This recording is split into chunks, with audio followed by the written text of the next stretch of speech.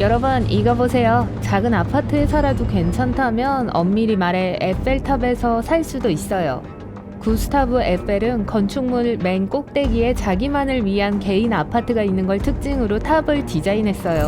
필요한 모든 가구들이 있는 채로 아주 깔끔하게 정리해서 남겨뒀죠. 요즘 그 아파트에는 에펠과 그만큼 유명한 친구인 토마스 에디슨 2명의 마네킹이 살아요. 탑 꼭대기까지 가는 티켓을 구매하는 관광객들은 아파트의 모습을 살짝 볼 수 있을 거예요. 트라팔가 광장을 지나가다 보면 가로등 기둥 아래에 런던에서 가장 작은 경찰서가 숨어 있어서 분명 못 보고 지나치게 될 거예요. 1926년에 이곳에 배치된 이유는 경찰관들이 공공집회에 가까이 있을 수 있도록 하기 위해서였어요. 그곳에서 꽤 많이 일어났었거든요. 어떤 사람들은 심지어 런던 경찰국 직통 전화선도 있었다고 했어요. 지금은 청소실로 사용되고 있기 때문에 대걸레를 제외하고는 별로 볼 게 없어요. 뉴욕에서 가장 바쁜 역 중 하나인 그랜드 센트럴역에는 여행객을 위한 숨은 멋진 액티비티가 있어요. 아넥스라는 비밀 공간에 테니스 코트가 있죠. 이곳은 옛날에 녹음실에서 미술관에 이르기까지 다양한 것들이 주최되곤 했었어요. 하지만 요즘은 벤더빌트 테니스 클럽으로 알려져 일반인들도 방문할 수 있어요. 에펠씨와 마찬가지로 프로듀서 사무엘 라이오넬 록시 록사펠은 뉴욕시의 라디오시티 뮤직홀에 자기만을 위한 숨은 아파트를 디자인했어요. 지금은 록시 스위트라고 불리는 이 아파트를 아르데코 스타일로 꾸며달라고 요청했었죠. 금박으로 덮인 6m 높이의 천장과 바닥에서 천장까지 고급 청 커튼이 있는 벽이 특징이에요. 요즘은 라디오시티 공연자들과 VIP 손님들만이 그곳을 방문할 수 있어요. 임대도 가능하겠지만 가격이 아주 비싸대요. 로마의 가장 잘 알려진 상징인 콜로세움은 지하에 비밀 터널이 있어요. 옛날에 고대 로마인들은 사자, 호랑이, 코끼리, 곰과 같은 야생동물들을 가두어 검투사와의 싸움과 다양한 종류의 오락에 사용하기 위해 이 통로들을 사용했죠. 콜로세움의 배관 시스템과 함께 2010년부터 방문객들에게 개방됐어요. 식수대와 화장실까지 갖춘 당시로서는 상당히 기술적인 발전이었어요. 이런 비밀 터널의 개장을 비판하는 사람들이 있었어요.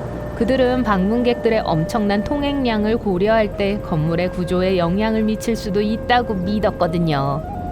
엠파이어 스테이트 빌딩에는 102층이 있다고 하지만 그건 사실이 아니에요. 사실 비밀 103층이 있어요. 그곳에 가는 방법은 102층에 위치한 숨은 계단을 통해서예요.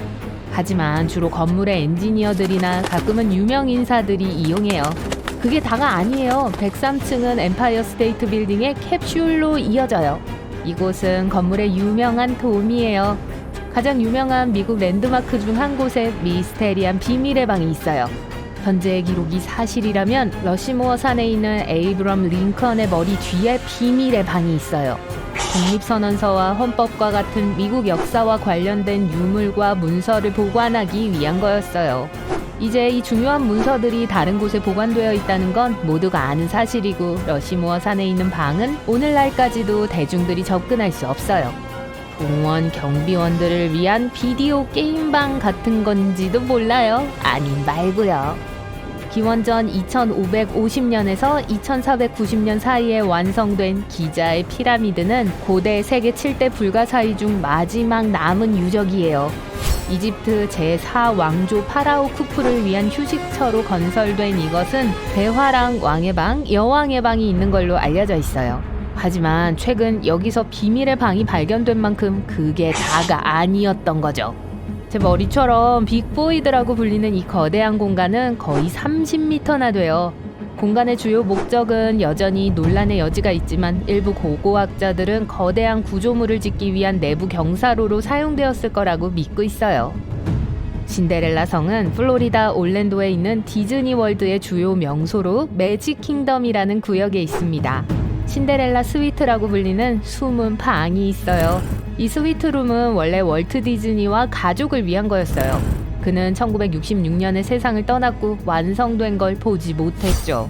마침내 2006년에 완성되었고 그 이후로 디즈니가 초대한 방문객들에게만 제한된 횟수로 개방되었어요.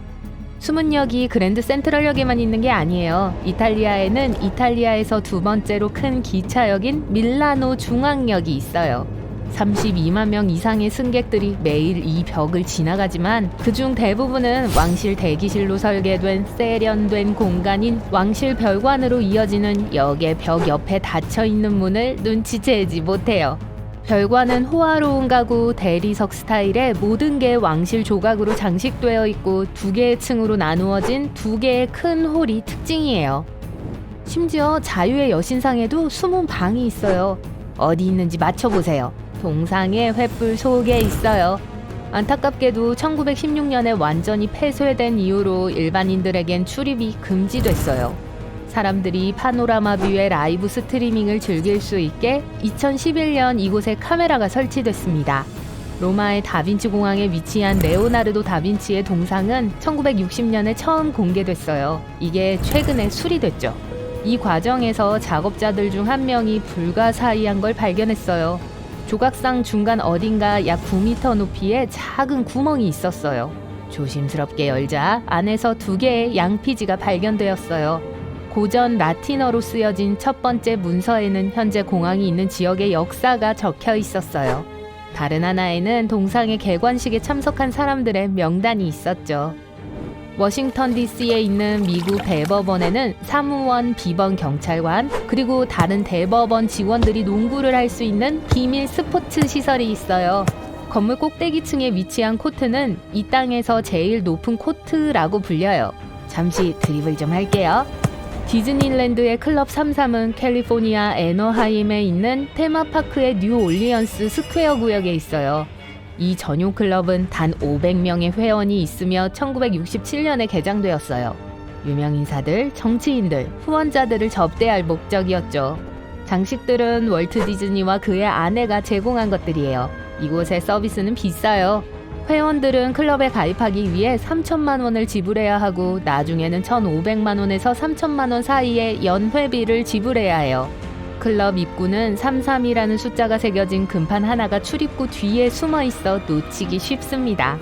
2014년에 클럽은 새 단장을 했어요. 입구를 훨씬 더 비밀스러운 곳으로 옮겼지만 사람들은 원래 위치에서 옛 입구를 볼 수 있어요.